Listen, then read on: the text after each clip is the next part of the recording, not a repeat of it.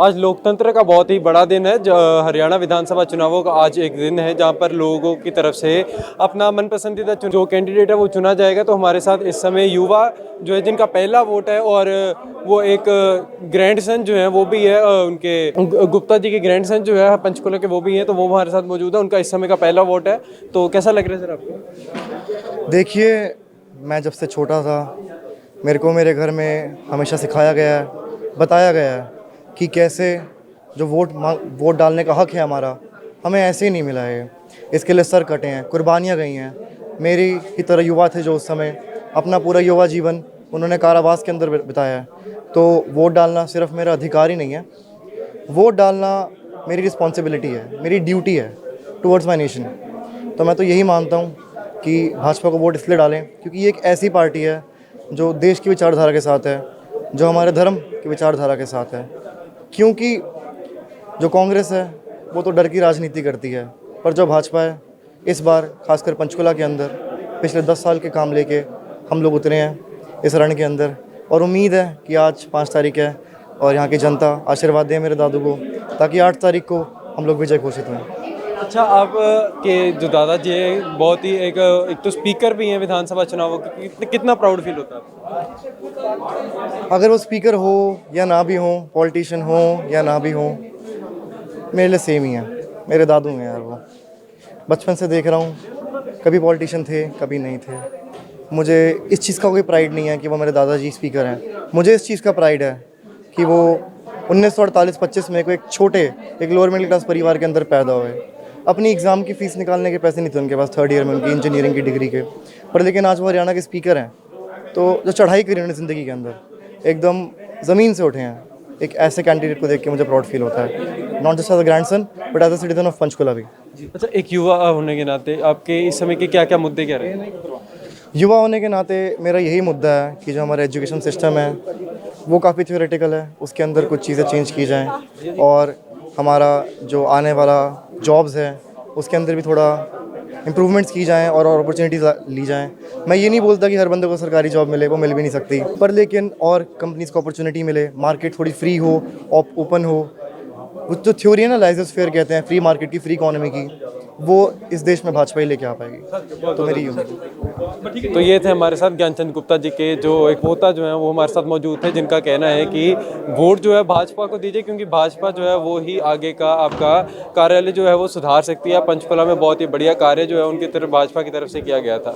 Cameraman Sandeep के साथ मैं सारांश मेहरा, द समय न्यूज़ पंचकुला। आज लोकतंत्र का बहुत ही बड़ा दिन है।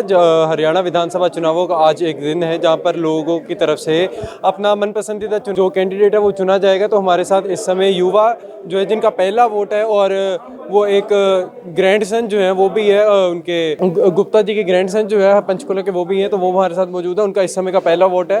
तो कैसा लग रहा है सर आपको? देखिए, मैं जब से छोटा था मेरे को मेरे घर में हमेशा सिखाया गया है, बताया गया है कि कैसे जो वोट डालने का हक है हमारा, हमें ऐसे ही नहीं मिला है।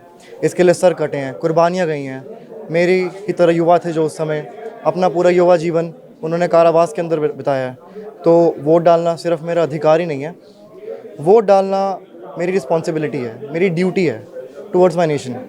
तो मैं तो यही मानता हूँ कि भाजपा को वोट इसलिए डालें क्योंकि ये एक ऐसी पार्टी है जो देश की विचारधारा के साथ है, जो हमारे धर्म की विचारधारा के साथ है।